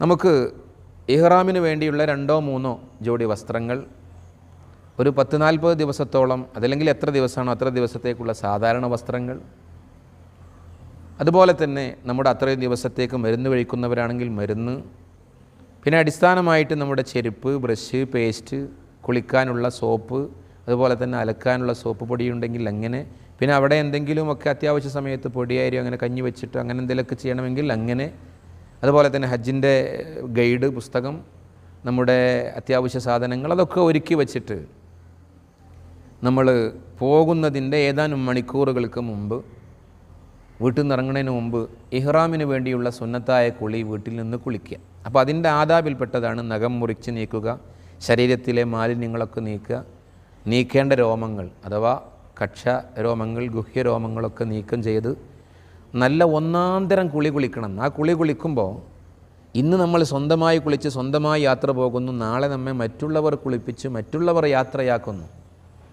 അതാണ് മനസ്സിലേക്ക് ഓർമ്മ വരേണ്ടത് എന്ന്. അതിന് സമാനമായ വസ്ത്രവിധാനവുമാണ് ഇഹ്റാമിലെ പ്രിയപ്പെട്ടവരെ നമുക്കുള്ളത്. അന്ന് 3 ആണെങ്കിൽ ഇന്ന് 2. നിങ്ങൾ ആലോചിച്ച് നോക്കൂ. അങ്ങനെ നമ്മൾ ആ കുളിയൊക്കെ കഴിഞ്ഞ് വീട്ടിൽ നിന്ന് ഇറങ്ങുമ്പോൾ ലഗേജുകളൊക്കെ കൃത്യമാക്കി ഹാൻഡ് ബാഗിൽ അത്യാവശ്യം കരുതേണ്ടത് കരുതി നമ്മൾ വീട്ടിൽ നിന്ന് ഇറങ്ങുമ്പോൾ യാത്രയ്ക്ക് വേണ്ടി 2 റക്അത്ത് സുന്നത്ത് നിസ്കരിക്കും. അത് നിസ്കരിക്കുമ്പോൾ നമ്മൾ ശ്രദ്ധിക്കേണ്ട ചില സമയങ്ങൾ തെഹരീമിൻ്റെ കറാഹത്തുള്ള സമയമുണ്ട്. ഒന്ന് സുബഹി നിസ്കാരം കഴിഞ്ഞ് സൂര്യൻ ഉദിക്കുന്നത് വരെ, സൂര്യൻ ഉദിച്ച് അല്പസമയം കഴിയുന്നത് വരെ, നട്ടുച്ച സമയത്ത്, അസർ നിസ്കാരം കഴിഞ്ഞ് മഗ്‌രിബ് വരെ, ആ സമയത്തൊന്നും ഇത് നിസ്കരിക്കാതിരിക്കാൻ നല്ലത്. ഈ കാരണങ്ങൾ പിന്തിയ സുന്നത്ത് നിസ്കാരം, അതുപോലെ മുത്തലക്ക് സുന്നത്ത് നിസ്കാരവും, അതല്ലാതെ കാരണങ്ങൾ മുന്തിയ സുന്നത്ത് നിസ്കാരമോ ഖലാ വിട്ടാനുള്ള നിസ്കാരമോ ആ സമയത്ത് പ്രശ്നമല്ല എന്നും സാന്ദർഭികമായിട്ട് തിരിച്ചറിയാം. വീട്ടിൽ നിന്ന് ഇറങ്ങുമ്പോൾ 2 റക്അത്ത് യാത്രയ്ക്ക് വേണ്ടി സുന്നത്ത് നിസ്കരിക്കുമ്പോൾ യാത്രയ്ക്ക് വേണ്ടിയുള്ള 2 റക്അത്ത് സുന്നത്ത് നിസ്കാരം അല്ലാഹു തആലാക്ക് വേണ്ടി ഞാൻ നിസ്കരിക്കുന്നു എന്ന് നിയ്യത്ത് ചെയ്ത് 1-ാമത്തെ റക്അത്തിൽ ഫാത്തിഹയ്ക്ക് ശേഷം കഴിയുമെങ്കിൽ ഈലാഫി ഖുറൈശ് എന്ന സൂറത്തും, ഖുൽ യാ അയ്യുഹൽ കാഫിറൂൻ എന്ന സൂറത്തും, ഖുൽ അഊദു ബിറബ്ബിൽ ഫലഖ് എന്ന സൂറത്തും ഓതുക. 2-ാമത്തെ റക്അത്തിൽ ഖുൽ ഹുവല്ലാഹു അഹദ് എന്ന സൂറത്തും, ഖുൽ അഊദു ബിറബ്ബിന്നാസ് എന്ന സൂറത്തും ഫാത്തിഹയ്ക്ക് ശേഷം ഓതുക. ഇനി 1-ാമത്തേതിൽ ഇതെല്ലാം കഴിയില്ല എങ്കിൽ ഖുൽ യാ അയ്യുൽ കാഫിറൂൻ എന്ന് 1-ലും 2-ാമത്തിൽ ഖുൽ ഹുവല്ലാഹു അഹദ് എന്നെങ്കിലും ഓതുക. അങ്ങനെ നിസ്കാരം കഴിഞ്ഞ് അവിടെ തന്നെ ഇരുന്ന് ഈലാഫി ഖുറൈശ് എന്ന സൂറത്ത് ഒരു തവണ ഓതിയ കാലാവസ്ഥ അള്ളാഹു അനുകൂലാക്കി തരും. ആയത്തുൽ കുർസി ഒരു തവണ ഓതിയാൽ യാത്രയിൽ എല്ലാ പ്രയാസങ്ങളും അള്ളാഹു നീക്കിത്തരും. ഇതൊക്കെ മുത്തുനബി സല്ലല്ലാഹു അലൈഹി വസല്ലം പഠിപ്പിച്ചു തന്നതാണ്. എന്നിട്ട് അവിടെ ഇരുന്ന് ദുആ ചെയ്യുക. അല്ലാഹുമ്മ ഇന്നാ നസ്അലുക ഫീ സഫരിനാ ഹാദാ അൽ ബിർറ വത്തഖ്വാ വമിനൽ അമലി മാ തുഹിബ്ബു വതർളാ. അല്ലാഹുവേ, ഈ യാത്രയിൽ നീ ഇഷ്ടപ്പെടുന്ന കർമ്മങ്ങളും നീ പൊരുത്തപ്പെടുന്ന കാര്യങ്ങളും അതിസൂക്ഷ്മതയുടെ കാര്യങ്ങളും ഞാൻ നിന്നോട് ചോദിക്കണം. ഗുണകരമായ കാര്യങ്ങൾ. അല്ലാഹുമ്മ ഹവ്വിൻ അലൈനാ സഫറനാ വത്വി അന്നാ ബുഅദ. യാത്രയിലെ എല്ലാ സഹായവും, യാത്രയിലെ ദൂരം ചുരുക്കിത്തരിക, യാത്ര ലഘൂകരിച്ച് തരിക. അല്ലാഹുമ്മ ഇന്നാ നഊദു ബിക മിൻ വഅസാഇ സഫരി വകആബത്തിൽ മൻളർ വസൂഇൽ മുൻഖലബി ഫിൽ മാലി വൽ അഹ്ലി വൽ വലദ്. അല്ലാഹുവേ, യാത്രയിൽ പ്രയാസകരമായ കാഴ്ചകളോ അങ്ങനെയുള്ള എന്തെങ്കിലും ബുദ്ധിമുട്ടുകളോ അതിൽ നിന്നൊക്കെ കാവൽ ചോദിക്കുന്നുള്ള ദുആ. അല്ലാഹുമ്മ അൻത സാഹിബു ഫി സഫർ വൽ ഖലീഫത്തു ഫിൽ അഹ്ൽ. നീയാണ് യാത്രയിലെ കൂട്ടുകാരൻ, കുടുംബത്തിൻ്റെയും ദീനിൻ്റെ എല്ലാ കാര്യങ്ങളും നിന്നെ ഏൽപ്പിച്ച് പോവാണ്. ദുആ ചെയ്യുക, കരഞ്ഞ് ദുആ ചെയ്യുക. പച്ച മലയാളത്തിൽ പടച്ചവനോട് പറയുക, അല്ലാഹ് യാത്രയെ നീ സഹായിക്കണം. യാത്ര എന്നുള്ളത് ഒരു പരീക്ഷണത്തിൻ്റെ ഭാഗമാണെന്ന് മുത്തുനബി സല്ലല്ലാഹു അലൈഹി വസല്ലം പറഞ്ഞിട്ടുണ്ടല്ലോ. നേരത്തിന് ഭക്ഷണം, ആവശ്യ സമയത്ത് മൂത്രമൊഴിച്ച് മലം വിസർജിച്ച് അങ്ങനെയുള്ള അടിസ്ഥാന കാര്യങ്ങളൊന്നും ചെയ്യാൻ കഴിഞ്ഞോളന്നില്ല. ഒരു പക്ഷേ മണിക്കൂറുകളോളം കാത്തുനിന്ന് പ്രയാസപ്പെട്ട് ബുദ്ധിമുട്ടേണ്ട അവസ്ഥ അള്ളാഹു കാത്തി രക്ഷിക്കട്ടെ. അതൊക്കെ ലളിതമാകാനും അള്ളാഹിൻ്റെ സഹായം ലഭിക്കാനും ഈ അദബുകളൊക്കെ പാലിക്കുക. അങ്ങനെ വീട്ടിൽ നിന്ന് ഇറങ്ങുമ്പോൾ, വീട്ടിൽ മുബാറക്കായൊരു മനുഷ്യനൊരു ഫാത്തിഹ ഓതിയിട്ടൊക്കെ ഒന്ന് ദുആ ചെയ്ത് വീട്ടിൽ നിന്ന് ഇറങ്ങുമ്പോൾ ഇടതുകാല് വെച്ച് ബിസ്മില്ലാഹി തവക്കൽതു അലല്ലാഹ് വലാ ഹൗല വലാ ഖുവത ഇല്ലാ ബില്ലാഹ് ഇത് പറഞ്ഞിറങ്ങുക. വീട്ടിൽ നിന്ന് ഇടതുകാല് വെച്ച് ഇറങ്ങുമെന്ന് പറയുമ്പോൾ യാത്ര വലിയ പ്രയാസമാണ്. അതുകൊണ്ട് ഖൈറായ ഒരുപാട് സുഖകരമായ കേന്ദ്രമായ വീട്ടിൽ നിന്ന് ഇറങ്ങുകയാണ്. ഒരുപാട് ഷെറുകൾ വരാൻ സാധ്യതയുള്ള ഒരു യാത്രയിലേക്ക്. അതുകൊണ്ട് ഇടതുകാല്. പിന്നെ വാഹനത്തിൽ കയറുമ്പോൾ ഒന്നും കൂടി ലളിതമാകുന്നു, സൗകര്യപ്രദമാകുന്നു, വലതുകാല് വെച്ച് കയറുക. അങ്ങനെ വീട്ടിൽ നിന്ന് ഇറങ്ങിയിട്ട് അല്ലാഹുമ്മ ഇന്നി അഊദു ബിക മിനൻ നസില്ല എന്നൊക്കെ പറഞ്ഞിട്ടുള്ള പ്രത്യേകമായ ദുആ നമ്മുടെ പുസ്തകത്തിലുണ്ട്. അതൊന്നും മറക്കാതിരിക്കുക. അങ്ങനെ വാഹനത്തിൽ കയറി സുബ്ഹാനല്ലദീ സഖറ ലനാ ഹാദാ വമാ കുന്നാ ലഹു മുഖ്രിനീൻ വ ഇന്നാ ഇൻഷാ അല്ലാഹു വ ഇന്നാ ഇലാ റബ്ബിനാ ലമുൻഖലിബൂൻ എന്നുള്ള പ്രാർത്ഥനയൊക്കെ നിർവഹിച്ച് കഅബാലയം മനസ്സിൽ കണ്ട് അള്ളാഹിൻ്റെ പൊരുത്തം ആഗ്രഹിച്ച് ഇങ്ങനെ പോവുകയാണ്. എവിടെ നിന്നാണോ ഇഹ്റാം ചെയ്യാൻ നമുക്ക് ലഭിക്കപ്പെട്ട സ്ഥലമെങ്കിൽ അവിടെ എത്തി നമ്മൾ സാധാരണ വസ്ത്രം കഴിച്ചു മാറ്റി പുരുഷന്മാരെടുക്കാനുള്ള തുണിയും പുതക്കാനുള്ള പുതപ്പും മാത്രം, സ്ത്രീകൾ മുഖവും മുൻകൈയും ഒഴിച്ച് ബാക്കിയുള്ള ഭാഗങ്ങളൊക്കെ മറയുന്ന രീതി ആ ഇഹ്റാമിൻ്റെ വസ്ത്രം ശരിക്കും മാറ്റിയിട്ട് 2 റക്അത്ത് ഇഹ്റാമിൻ്റെ സുന്നത്ത് നിസ്കാരം നിർവഹിക്കുക. ഇഹ്റാമിന് വേണ്ടിയുള്ള 2 റക്അത്ത് സുന്നത്ത് നിസ്കാരം അല്ലാഹു തആലാക്ക് വേണ്ടി ഞാൻ നിർവഹിക്കുന്നു എന്ന് നിയ്യത്ത് ചെയ്ത് 1-ാമത്തെ റക്അത്തിൽ ഫാത്തിഹ ഖുൽ യാ അൽ കാഫിറൂൻ, 2-ാമത്തെ റക്അത്തിൽ ഫാത്തിഹ ഖുൽ ഹുവല്ലാഹു അഹദ്. അത് കഴിഞ്ഞ് പിന്നെ നമ്മൾ നിയ്യത്ത് ചെയ്യുക. ഉംറയ്ക്ക് വേണ്ടി നിയ്യത്ത് ചെയ്യുന്നു. അതാണ് ഇഹ്റാം. നവൈത്തുൽ ഉംറത വ അഹ്റംതു ബിഹാ ലില്ലാഹി തആല. അല്ലാഹു തആലാക്ക് വേണ്ടി ഉംറ നിർവഹിക്കാൻ ഞാൻ കരുതുകയും ആ ഉംറ കൊണ്ട് ഇഹ്റാമിൽ പ്രവേശിക്കുകയും ചെയ്തു. പിന്നെ നമ്മൾ തൽബിയത്ത് വർദ്ധിപ്പിക്കുക. 1-ാമത്തെ തൽബിയത്തിൽ ലബ്ബൈക അല്ലാഹുമ്മ ബിഉംറത്തിൻ ലബ്ബൈക ലബ്ബൈക ലാ ശരീക ലക ലബ്ബൈക ഇന്നൽ ഹംദ വന്നിഅമത ലക വൽ മുൽക് ലാ ശരീക ലക. പിന്നെ ഇങ്ങനെ 2 തവണ കൂടി അങ്ങനെ 3 തവണ തൽബിയത്ത് ചൊല്ലുക. ലബ്ബൈക അല്ലാഹുമ്മ ലബ്ബൈക ലബ്ബൈക ലാ ശരീക ലക ലബ്ബൈക ഇന്നൽ ഹംദ വന്നിഅമത ലക വൽ മുൽക് ലാ ശരീക ലക. ഒന്നുകൂടി ആവർത്തിച്ച് പിന്നെ ഒരു സലാത്തുൽ ഇബ്രാഹിമിയെ ചൊല്ലുക. അല്ലാഹുമ്മ സ്വല്ലി അലാ മുഹമ്മദിൻ വഅലാ ആലി മുഹമ്മദിൻ കമാ സ്വല്ലൈത അലാ ഇബ്രാഹീമ വഅലാ ആലി ഇബ്രാഹീമ ഇന്നക ഹമീദും മജീദ്. അങ്ങനെ ഉള്ള സലാത്തുൽ ഇബ്രാഹിമി നിങ്ങൾ എങ്ങനെയാണ് പഠിച്ചത് അങ്ങനെ ചൊല്ലുക. പിന്നെ അല്ലാഹുമ്മ ഇന്നാ നസ്അലുക റിളാക വൽ ജന്ന വ നഊദു ബിക മിൻ സഖതിക വന്നാർ. ഇതിങ്ങനെ വർദ്ധിപ്പിക്കുക. അല്ലാഹ് സ്വർഗ്ഗം ചോദിക്കുന്നു, നിൻ്റെ പൊരുത്തം ചോദിക്കുന്നു, നരകത്തിൽ നിന്നും നിൻ്റെ ദേശത്തിൽ നിന്നും കാവൽ തേടുന്നു. ഇത് നിരന്തരമായി വർദ്ധിപ്പിച്ചു കൊണ്ടേയിരിക്കും. അങ്ങനെ ഇപ്പം നമ്മൾ ഉംറയുടെ 1-ാമത്തെ റുക്കിനിലായി. നമ്മൾ മനസ്സിലാക്കുക, ഇനി ചില കാര്യങ്ങളൊക്കെ ഹറാമാണ്. പുരുഷൻ സാധാരണ വസ്ത്രം ധരിക്കും, ചുറ്റിത്തുന്നിയ വസ്ത്രം ധരിക്കാൻ പാടില്ല, തല മറക്കാൻ പാടില്ല, സ്ത്രീ അവളുടെ മുഖവും മുൻകൈയും മറക്കാൻ പാടില്ല, സ്ത്രീയും പുരുഷനും സുഗന്ധം ഉപയോഗിക്കാൻ പാടില്ല, അതുപോലെ നഖം മുടി പോലത്തെ നീക്കം ചെയ്യാൻ പാടില്ല, സംയോഗം, അതുപോലെ തന്നെ നിക്കാഹ് അനുബന്ധമായ കാര്യങ്ങൾ, വേട്ട നടത്തുക, ഈ കാര്യങ്ങളൊന്നും ചെയ്യാൻ പാടില്ല. ഇതിൽ സംയോഗമല്ലാത്ത ഏത് ചെയ്താലും ഉളുഹിയത്തിന് പറ്റുന്ന ഒരു മൃഗത്തെ അറുത്തു കൊടുക്കണമെന്ന്, അതല്ലെങ്കിൽ 3 നോമ്പ് വെൽക്കണമെന്നും, അതല്ലെങ്കിൽ ഹറമിൽ 6 മിസ്കിന്മാർക്ക് അരസാ വിധം ഭക്ഷണം കൊടുക്കണമെന്ന്. സംയോഗമാണെങ്കിൽ വലിയ പ്രായശ്ചിത്തം, ആ അമല് തന്നെ പൊളിഞ്ഞു പോകുകയും ചെയ്യും. അള്ളാഹു കാത്തി രക്ഷിക്കട്ടെ. അപ്പോൾ തൽബിയത്ത് ഇങ്ങനെ വർദ്ധിപ്പിച്ചാൽ നമുക്കൊരു ഓർമ്മ കൂടിയാണ് എന്ത്, ഞാൻ ഇഹ്റാമിലാണ് എന്നുള്ളത്. പിന്നെ അത് മാത്രമല്ല, നമ്മുടെ വലതും ഇടതും നിന്നൊക്കെ മലക്കുകൾ നമുക്ക് വേണ്ടി ഗുണത്തിന് വേണ്ടി പ്രാർത്ഥിക്കുമെന്ന്. അള്ളാഹു നമുക്ക് തൗഫീക്ക് നൽകട്ടെ. അങ്ങനെ നമ്മൾ പിന്നെ എയർപോർട്ടിലേക്ക് പോയി, അതല്ലെങ്കിൽ എയർപോർട്ടിൽ ചെന്നായിരിക്കും വസ്ത്രം മാറി ഇഹ്റാം ചെയ്യുന്നത്. ഏതായാലും അതിൻ്റെ ക്രമം നമ്മൾ മനസ്സിലാക്കി. അങ്ങനെ അവിടുത്തെ കസ്റ്റംസ് പരിശോധനയും മറ്റു കാര്യങ്ങളും ഇതൊക്കെ കഴിഞ്ഞ് നമ്മളെല്ലാം കഴിഞ്ഞ് നമ്മൾ ഫ്ലൈറ്റിൽ കയറി. ഫ്ലൈറ്റിൽ കയറുമ്പോഴും വലത് കാല് വെച്ച് കയറി അള്ളാഹുവിനെ തവക്കുലാക്കി സുബ്ഹാനൽ സഖറിനെ ചൊല്ലി അങ്ങനെ ഫ്ലൈറ്റ് ഇങ്ങനെ യാത്ര ചെയ്ത് ജിദ്ദ ഇൻ്റർനാഷണൽ എയർപോർട്ടിൽ ചെന്നിറങ്ങി. അവിടെ നിന്നുള്ള പരിശോധനകളും കാര്യങ്ങളൊക്കെ കഴിഞ്ഞ് ഇതിനിടയിലും നമ്മൾ ശ്രദ്ധിക്കേണ്ടത്, ഫ്ലൈറ്റിൽ നിന്ന് ലഭിക്കുന്ന സുഗന്ധമുള്ള ടിഷ്യൂ പേപ്പർ ഉപയോഗിച്ചാൽ പ്രശ്നമാണ്. അപ്പോൾ ഫിദിയ നൽകേണ്ടി വരും. അള്ളാഹു കാത്തിരക്ഷിക്കട്ടെ. നമുക്ക് ശരിയായ ഓർമ്മയും ചിന്തയും ബോധവുമൊക്കെ അള്ളാഹു നിലനിർത്തി തന്ന് നമ്മുടെ യാത്രകളും നമ്മുടെ കർമ്മങ്ങളുമൊക്കെ റാഹത്താക്കി തരട്ടെ. അങ്ങനെ ജിദ്ദയിൽ ചെന്നിറങ്ങിയിട്ട് അവിടെ നിന്ന് എയർപോർട്ടിൽ നിന്ന് പരിശോധനയും മറ്റു കാര്യങ്ങളൊക്കെ കഴിഞ്ഞ് ലഗേജൊക്കെ എടുത്ത് പുറത്തിറങ്ങി നമുക്ക് മക്കയിലേക്ക് പോകാനുള്ള വാഹനമുണ്ട്. ആ വാഹനം തയ്യാർ ചെയ്ത് നമ്മൾ അവിടെ നിന്ന് വാഹനത്തിൽ കയറി. വാഹനം കയറുമ്പോഴും അതിൻ്റെ ആദാബുകളൊക്കെ പാലിച്ച് പിന്നെ അവിടെ നിന്ന് പ്രിയപ്പെട്ടവരെ മക്കത്തുൽ മുക്കറമയിലേക്ക് അല്പദൂരം യാത്ര ചെയ്ത് നമ്മൾ പോകുമ്പോൾ ഹറമിലേക്കുള്ള പ്രവേശന കവാടമുണ്ട്, അവിടെ പ്രത്യേകമായി ദുആ ചെയ്യാനുണ്ട്. അങ്ങനെ നമ്മുടെ മക്കയിലെത്തി. ഇനി നമുക്കെന്താണ് തവാഫും സഅയും മുടിയെടുക്കലും ഈ കർമ്മങ്ങൾ അവിടെ വെച്ചാണ് നിർവഹിക്കാനുള്ളത്. അപ്പോൾ ഇനി നമ്മൾ മനസ്സിലാക്കേണ്ടത്, നമ്മളെ റൂമിൽ ചെന്ന് നമ്മൾ അല്പനേരം വിശ്രമിച്ച് തവാഫ് ചെയ്യാൻ വേണ്ടി കഅബാലയത്തിൻ്റെ അരികിലേക്ക് പോവുകയാണ്. അപ്പോൾ കഅബ ഒന്ന് പരിചയപ്പെടുന്നത് നല്ലതാണ്. എന്നാലേ നമുക്ക് നമ്മുടെ ഇബാദത്ത് കൃത്യമാക്കാൻ കഴിയുള്ളൂ. അള്ളാഹു ഇത് മനസ്സിലാക്കാൻ നമുക്ക് തൗഫീക്ക് നൽകട്ടെ. ആമീൻ. നമ്മൾ ശ്രദ്ധിക്കേണ്ടത് തവാഫിൻ്റെ നിബന്ധനകൾ, ഷർത്തുകൾ. 1, അശുദ്ധികളിൽ നിന്ന് ശുദ്ധിയുണ്ടായിരിക്കണം എന്ന് പറഞ്ഞാൽ ഉളു ഉണ്ടാകണം. ഉളു ഉണ്ടാകണം, വലിയ ശുദ്ധി. അപ്പോൾ മെൻസസ് പീരീഡിലുള്ള സഹോദരിമാരാണെങ്കിൽ അവർക്ക് തവാഫ് ചെയ്യാൻ പറ്റില്ല. അപ്പോൾ ആ പീരീഡ് കഴിയോളം കാത്തിരിക്കണം. അതല്ലെങ്കിൽ ഹജ്ജിൻ്റെ ഒക്കെ പ്രധാന സമയത്താണെങ്കിൽ ആ പീരീഡ് ഒന്ന് നിയന്ത്രിക്കാൻ, ഒന്ന് നീട്ടി കിട്ടാൻ മരുന്ന് കൃത്യമായിട്ട് കഴിക്കണം. ഡോക്ടർമാരുടെ നിർദ്ദേശം കൃത്യമായിട്ട് പാലിക്കണം. അള്ളാഹു അങ്ങനെയൊന്നും പ്രയാസപ്പെടുത്താതിരിക്കട്ടെ. ഒളു എടുക്കുമ്പോൾ അവിടെ അന്യസ്ത്രീ പുരുഷന്മാരെ തൊലി തമ്മിൽ ചേരാൻ സാധ്യതയുണ്ട്. അതുകൊണ്ട് ഷാഫി മദ്ഹബിൽ ഒളു മുറിയും. അപ്പോൾ അവിടെ തൊട്ടാളെ ഒളു മുറിയുള്ളൂ, തൊടപ്പെട്ടാളെ ഒളു മുറിയില്ലാന്നുണ്ട്. അങ്ങോട്ട് പോയി തൊടാതിരുന്നാൽ മതി. ഇനി അതുകൊണ്ടൊരു വസ്വാസ് തോന്നുകയാണെങ്കിൽ ഹനഫി മദ്ഹബ് അനുസരിച്ച് ഒളു ചെയ്യുക. അപ്പോൾ തല മുഴുവൻ തടവുക, ഹനഫി മദ്ഹബിൻ്റെ ഒളുവിൻ്റെ ക്രമങ്ങളൊക്കെ പാലിക്കുക. നജസിൽ നിന്ന് ശുദ്ധി ഉണ്ടാകണം. ഔറത്ത് മറക്കണം. പുരുഷൻ്റെ ഔറത്ത് മുട്ടുപൊക്കളിൻ്റെ ഇടയിലുള്ള സ്ഥലമാണ്. അപ്പോൾ തുണിയെടുക്കുമ്പോൾ പല ആളുകൾക്കും പൊക്കളിൻ്റെ താഴെ തുണിയെടുത്ത് പരിചയമുള്ളവരാണെങ്കിൽ തവാഫ് ശരിയാകില്ല, കയറ്റി എടുത്ത് തന്നെ ശ്രമിക്കണം. സ്ത്രീ എന്ന് പറഞ്ഞാൽ അവളെ മുഖത്തിൻ്റെ പരിധി കൃത്യമായി മനസ്സിലാക്കണം. മുഖമക്കനെ തലയ്ക്ക് കയറ്റിയിട്ട് മുടി കാണുന്നുണ്ടെങ്കിൽ അവൾ തവാഫ് ശരിയാകില്ല. മുൻകൈ ഇങ്ങനെ പൊക്കുമ്പോൾ ഇവിടെ കണ്ടാൽ തവാഫ് ശരിയാകില്ല. അതൊക്കെ ശ്രദ്ധിക്കണം. അപ്പോൾ അശുദ്ധികളിൽ നിന്ന് ശുദ്ധി വരുത്തണം, നജസിൽ നിന്ന് ശുദ്ധി വരുത്തണം, ഔറത്ത് മറക്കണം. പിന്നെ കഅബാലയത്തിൻ്റെ അരികിൽ വന്നിട്ടാണ് ശ്രദ്ധിക്കേണ്ടത്. നമ്മളിങ്ങനെ ഈ ഇതൊക്കെ പാലിച്ച് റൂമിൽ നിന്ന് ഇറങ്ങിയിട്ട് ഇങ്ങനെ തൽബിയത്ത് ചൊല്ലി ലബ്ബൈക് അല്ലാഹുമ്മ ലബ്ബൈക് ലബ്ബൈക ലാ ശരീക ലക ലബ്ബൈക് ഇന്നൽ ഹംദ വന്നിഅമത ലക വൽ മുൽക് ലാ ശരീക ലക് ഇങ്ങനെ ചൊല്ലിയിട്ട് പരിശുദ്ധമായ മക്കത്തുൽ മുകറമയിലൂടെ നടക്കുകയാണ്. മസ്ജിദുൽ ഹറമിൻ്റെ അരികിലെത്തുകയാണ്. മസ്ജിദുൽ ഹറാമിൻ്റെ കവാടത്തിലൂടെ അകത്തേക്ക് കടക്കുകയാണ്.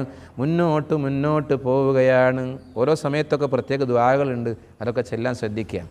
പരിശുദ്ധമായ കഅബാലയം ആദ്യം കാണുമ്പോൾ എന്ത് ദുആ ചെയ്താലും ഉത്തരമുണ്ടെന്ന് പറയുന്നു, പഠിപ്പിച്ചു തന്നിട്ടുണ്ട്. അപ്പോൾ എന്താ ദുആ ചെയ്യേണ്ടത്? അല്ലാഹ് എന്നെ പ്രാർത്ഥനയ്ക്ക് ഉത്തരം ലഭിക്കുന്നവരിൽ ഉൾപ്പെടുത്തണേ. പിന്നെന്തും ദുആ ചെയ്യാം അല്ലേ?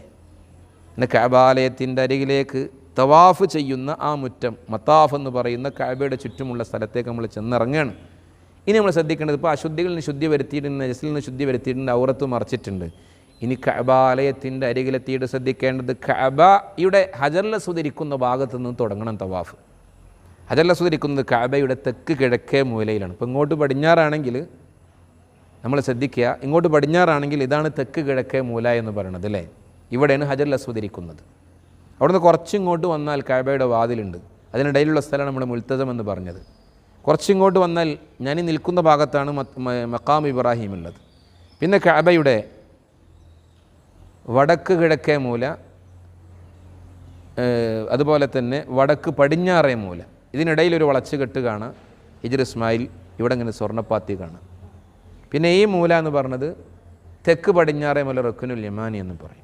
കഅബയുടെ അടിയിൽ ഇങ്ങനെ ഒരു ചെറിയ തറണ്ട്. നമ്മൾ ശ്രദ്ധിക്കുക, ഈ ഹജറുൽ അസ്വദ് ഇരിക്കുന്ന ഭാഗത്തു നിന്നാണ് തുടങ്ങേണ്ടത്. കഅബ എപ്പോഴും ഇടത് ഭാഗത്തായിരിക്കണം. ഒരിക്കലും നെഞ്ചുകൊണ്ട് തിരിയരുത്, മുഖം കൊണ്ട് തിരിഞ്ഞാൽ കുഴപ്പമില്ല. അഥവാ തിരിയേണ്ടി വന്നാൽ പിന്നിലേക്ക് മാറി നിന്നിട്ട് പിന്നെ നടക്കണം. അതല്ലെങ്കിൽ ആ നടത്തം പൂർത്തീകരിച്ച് അവസാനം ഒരു ചുറ്റും കൂടി അധികം ചുറ്റണം. അപ്പോൾ നമ്മൾ ഹജറുൽ അസ്വദ് തൊട്ട് തുടങ്ങണം. കഅബ ഇടത് ഭാഗത്തായിരിക്കണം. കഅബയുടെ പുറത്തുകൂടി ആയിരിക്കണം. കഅബയോട് ചേർന്ന് നടന്നാൽ കൈയൊക്കെ കഅബമ തൊട്ടാൽ നമ്മുടെ കൈ കഅബയുടെ തറയുടെ മുകളിലായിരിക്കും. തവാഫ് ശരിയായില്ല, കുറച്ചൊന്ന് വിട്ട് നടക്കണം നല്ലത്. ഈ തെക്ക് കിഴക്കേ മൂലയിൽ വന്ന് ഹജറുൽ അസ്വദിനെ തൊട്ട് മുത്തിയിട്ട് തുടങ്ങണം എന്നാണ്. കഴിയില്ല. അപ്പോൾ അവിടെ എത്തിയിട്ട് തവാഫിന് പിന്നെ പ്രത്യേക നിയ്യത്തൊന്നും വേണ്ട. നമ്മൾ ഇഹ്റാം ചെയ്തിട്ടുണ്ടല്ലോ, എന്നാലും സുന്നത്താണ്. ഉംറയുടെ തവാഫിനെ അല്ലാഹു തആലക്ക് വേണ്ടി കഅബ 7 തവണ ചുറ്റാൻ ഞാൻ കരുതി എന്ന് പറഞ്ഞിട്ട് ബിസ്മില്ലാഹി അല്ലാഹു അക്ബർ ആ കൈ മുത്തം വെച്ചിട്ട് പിന്നെ ഈ ഭാഗത്ത് നിന്ന് ഇങ്ങനെ നടക്കുക. ഞാൻ നടക്കുമ്പോൾ പ്രത്യേകം ചൊല്ലാണ് അല്ലാഹുമ്മ ഈമാനം ബിക. എപ്പോഴും ഇടതു ഭാഗത്തായിരിക്കണം കഅബ. അല്ലാഹുമ്മ ഈമാനം ബിക വ തസ്ദീഖൻ ബി കിതാബിക വഫാഅൻ ബി അഹദിക വത്തിബാഅൻ ലി സുന്നത്തി നബിയിക എന്നിങ്ങനെ പറഞ്ഞ് ആ ദുആയൊക്കെ കൃത്യമായി ചൊല്ലി ഇങ്ങനെ കഅബാലയം ഇടതു ഭാഗത്ത് തന്നെയായിട്ട് നമ്മളിങ്ങനെ നടന്ന് വന്ന് ഈ തെക്ക് കിഴക്കേ മൂലയിൽ എത്തിക്കഴിഞ്ഞാൽ ഒരു ചുറ്റ് പൂർത്തിയായി. നമ്മൾ ശ്രദ്ധിക്കേണ്ടത്, ഇങ്ങനെ 7 ചുറ്റ് പൂർത്തീകരിക്കുമ്പോഴാണ് ഒരു തവാഫാകുന്നത്. മനസ്സിലായിട്ടുണ്ടാകും. ഈ നിബന്ധനകൾ പാലിച്ചില്ല എങ്കിൽ നമ്മുടെ തവാഫ് ശരിപ്പെടുകയില്ല. അങ്ങനെ തവാഫ് കൃത്യമായതിൻ്റെ നിബന്ധനകൾ പാലിച്ചതിൻ്റെ സുന്നത്തുകൾ പാലിച്ച് നിർവഹിച്ചാൽ മഖാം ഇബ്രാഹീമിൻ്റെ പുറകിൽ വന്ന് തവാഫിൻ്റെ 2 റക്അത്ത് സുന്നത്ത് നിസ്കാരം എന്ന് നിയ്യത്ത് ചെയ്ത് 2 റക്അത്ത് നിസ്കരിച്ച് അതിൽ ഫാത്തിഹയ്ക്ക് ശേഷം ഖുൽ കാഫിറൂൻ, പിന്നെ രണ്ടാമത്തേൽ ഖുൽ ഹുവല്ലാഹു അഹദ് ഓതുക. അപ്പോൾ നമ്മൾ ഇഹ്റാം ചെയ്തു, തവാഫ് ചെയ്തു. പിന്നെ മാറി നിന്ന് കഅബാലയത്തിൻ്റെ അരികിൽ വെച്ച് ദുആ ചെയ്യണം, നല്ല ആവശ്യങ്ങളൊക്കെ ചോദിച്ചിട്ട്. ഇത് സംസം മതി വരുവോളം കുടിക്കലും സുന്നത്തുണ്ട്. അത് കഴിഞ്ഞ് കഅബയുടെ ഏകദേശം കിഴക്ക് ഭാഗത്തായിട്ട് നമുക്ക് സഫയും മർവയും കാണും. ആ സഫയിൽ വന്നിട്ട് സഫയിൽ നിന്ന് മർവയിലേക്ക് ഒരു തവണ നടന്നാൽ സഈൻ്റെ ഒരു ഭാഗം പൂർത്തി. അങ്ങനെ 7 തവണ നടക്കുക. സഫയിൽ നിന്ന് തുടങ്ങി മർവയിലെത്തിയ ഒന്നായി. അവിടെ നിന്ന് തിരിച്ചെത്തിയാൽ 2ആയി. അപ്പോൾ സഫയിൽ നിന്ന് തുടങ്ങി അവിടെ എത്തിയാൽ 1, തിരിച്ചെത്തിയാൽ 2, 3, 4, 5, 6, 7. അപ്പോൾ മർവയിലാണ് 7 പൂർത്തീകരിക്കപ്പെടുക. അപ്പം അതിനിടയിൽ പുരുഷന്മാരോടേണ്ട പച്ച ലൈറ്റുള്ള സ്ഥലമുണ്ട്, അവിടെ പുരുഷന്മാരോടണം. ഈ സഈൻ്റെയും കൃത്യമായുള്ള ആദാബുകളും അതിൻ്റെ ചിട്ടകളും പാലിച്ച് നമ്മൾ നിർവഹിക്കുക. അപ്പോൾ 1 ഇഹ്റാം ചെയ്ത് തവാഫ് ചെയ്ത് സഈ ചെയ്ത് പിന്നെ മുടിയെടുക്കുക. പുരുഷന്മാർ മുടി മൊത്തമായി എടുക്കലാണ് അതിശ്രേഷ്ഠമായത്. സ്ത്രീ ഒരു വിരൽക്കൊടിയോളം മുറിച്ച് കളഞ്ഞാൽ മതി. ഈ മുടിയെടുക്കുന്നതോടുകൂടി ഇഹ്റാമിൽ നിന്ന് ഒഴിവായി. പിന്നെ സാധാരണ വസ്ത്രം ധരിക്കുക, സുഗന്ധം ഉപയോഗിക്കുക, ഈ പറഞ്ഞ ഹറാമുകളൊക്കെ പിന്നെ ഹലാലായി. ഇങ്ങനെയാണ് ക്രമം. പിന്നെ നമ്മൾ മക്കത്തുൽ മുക്കറമയിലുള്ള ദിവസങ്ങൾ ഒരുപാട് ഉംറകൾ വർദ്ധിപ്പിക്കാം. അൽ ഉംറത്തു ഇലൽ ഉംറത്തി കഫാറത്തുൽ ലിമാ ബൈനഹുമ. ഒരു ഉംറ മുതൽ അടുത്ത ഉംറ വരെ പ്രായശ്ചിത്താണെന്ന് പറഞ്ഞിട്ടുണ്ട്. അതിനെന്താണ്? ഹറമിൻ്റെ പുറത്ത് പോകണം.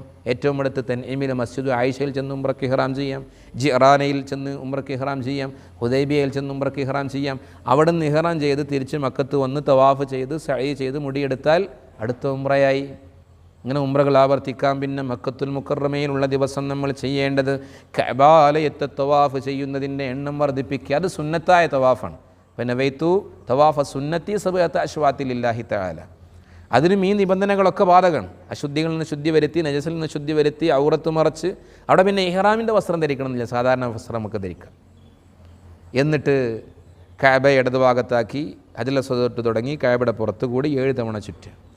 ഇങ്ങനെ 50 തവണയെങ്കിലും തവാഫ് പൂർത്തീകരിക്കാൻ കഴിഞ്ഞാൽ വലിയ പ്രതിഫലമാണ്. പാപങ്ങൾ പൊറുക്കാൻ, സ്വർഗ്ഗ വഴി എളുപ്പമാകാൻ കാരണമാണ്. അള്ളാഹു തൗഫീക്ക് നൽകട്ടെ.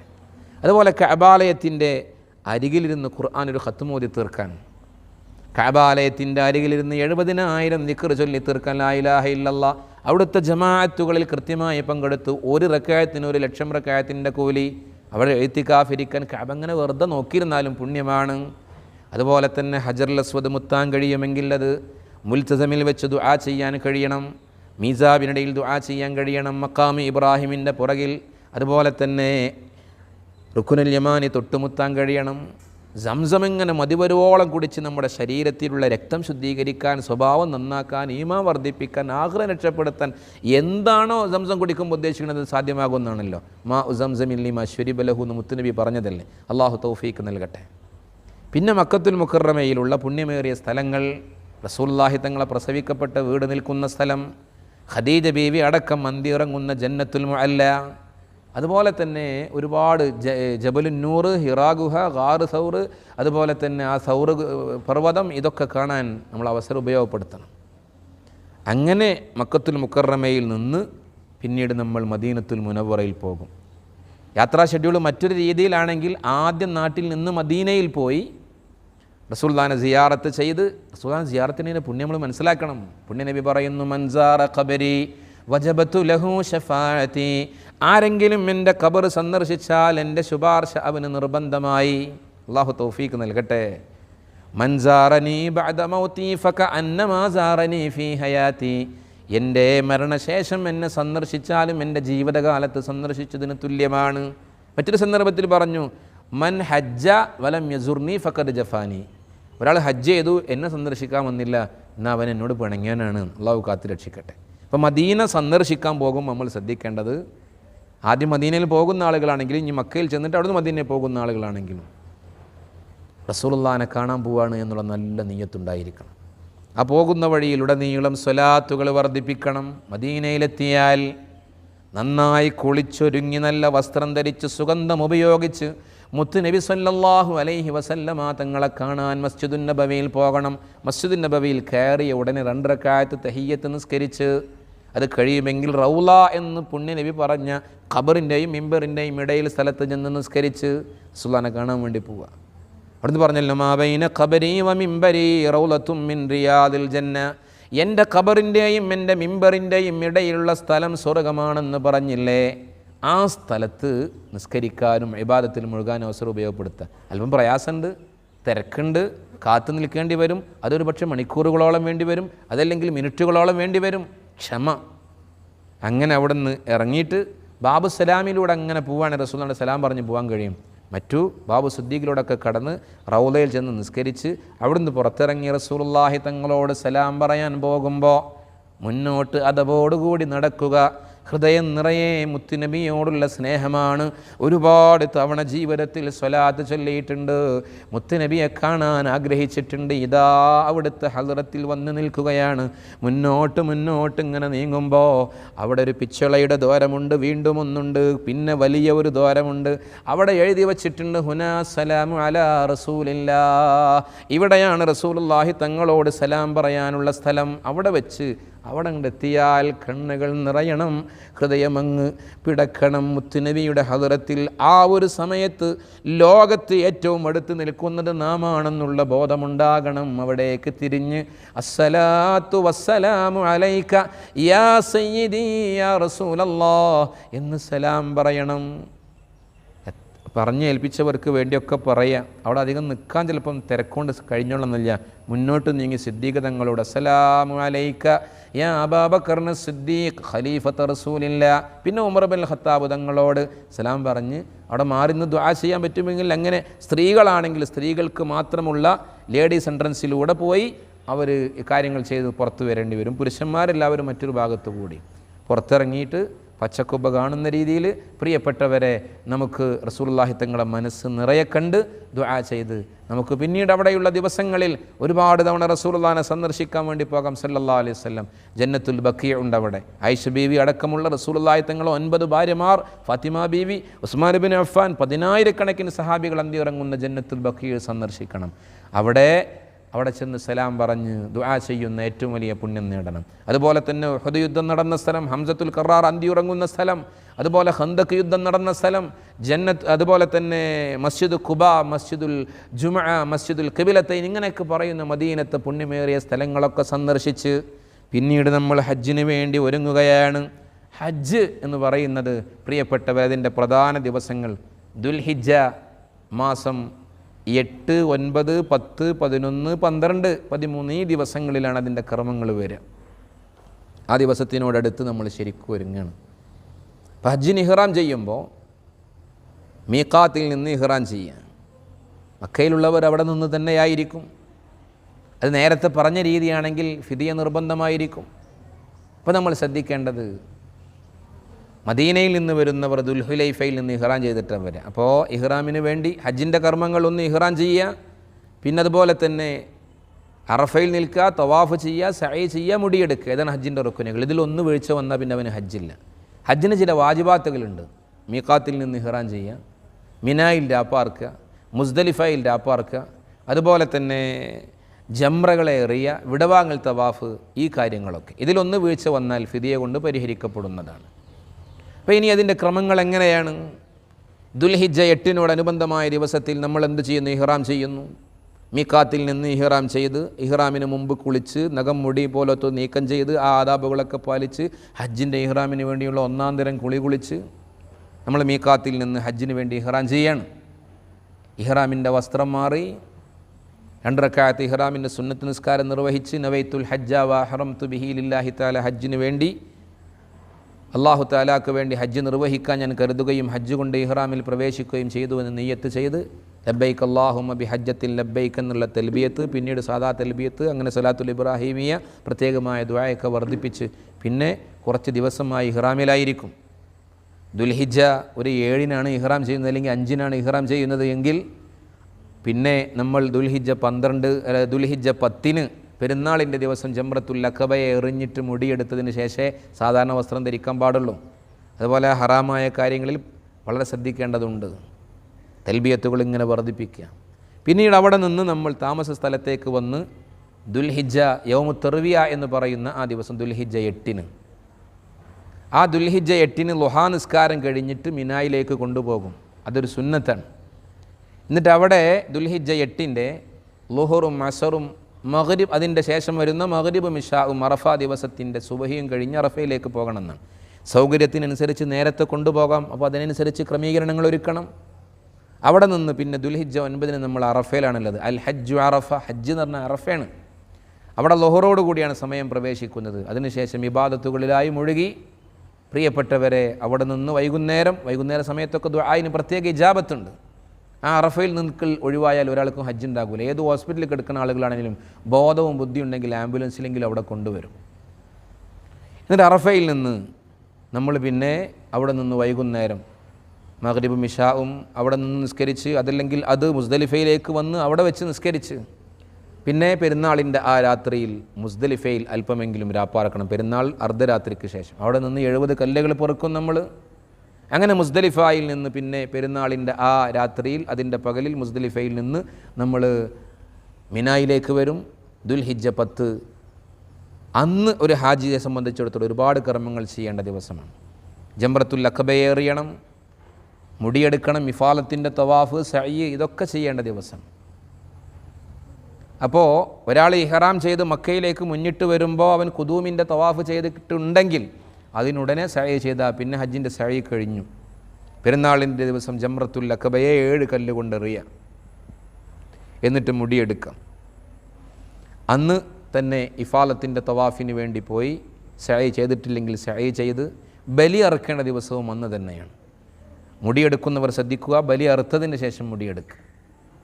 പിന്നെ ബാക്കിയുള്ള ദിവസം ദുൽഹിജ്ജ 11, 12, 13 മിനായിൽ രാപ്പാർക്കണം.